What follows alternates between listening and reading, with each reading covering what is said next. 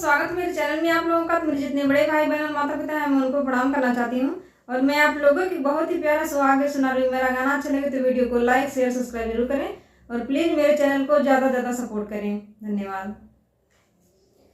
बैरी के पति आया जब निकला गया, जब निकला गया, अरे वही बीच कटवाना हो तरे लालना, अरे वही बीच कटवाना हो तरे लालना।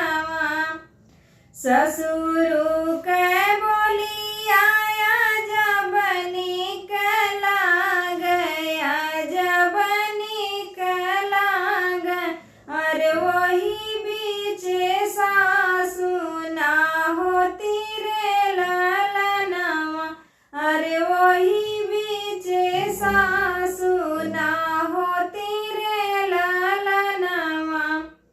बैरी के पति आया जब निकला गया, जब निकला गया, अरे वही बीच कटवाना हो तरे लालनावा, अरे वही बीच कटवाना हो तरे लालनावा।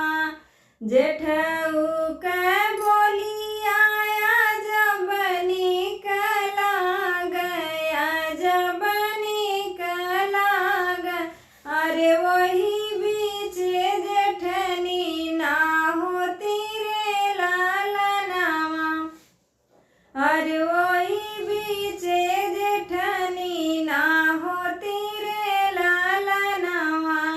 बैरी के पति आया जब निकला गया, जब निकला गया, अरे वही बीच कटवाना हो तरे लालनावा, अरे वही बीच कटवाना हो तरे लालनावा। देवरू के बोली आया जब निकला गया, जब निकला गया, अरे वही बीच देवरानी ना होती रे लालनावा, अरे वही बीच देवरानी ना होती रे लालनावा। बैरी के